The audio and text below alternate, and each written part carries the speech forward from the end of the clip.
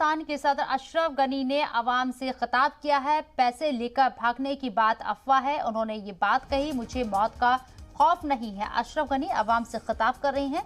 काबुल से पैसे लेकर नहीं भागा, मैं फिर अफगानिस्तान जाना चाहता हूं।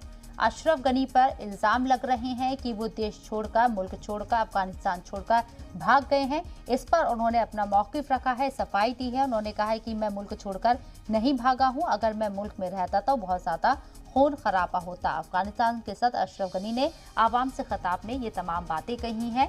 यूएई में है अशरफ गनी।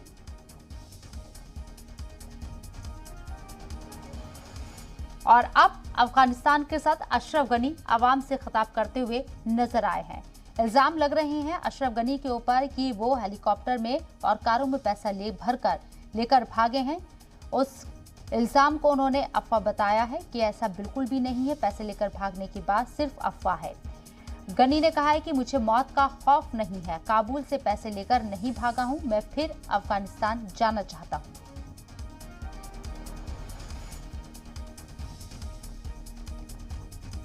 एक बड़ी खबर आपको बता रहे हैं, अशरफ गनी अफगानिस्तान छोड़कर भाग गए हैं। तमाम मुल्कों की तरफ से ये बात कही जा रही है। अफगानिस्तान के बाशिंदे भी ये बात कह रहे हैं, लेकिन अब अशरफ गनी अपना मौकिफ रखते हुए सामने आए हैं। आवाम से उन्होंने खिताब किया है।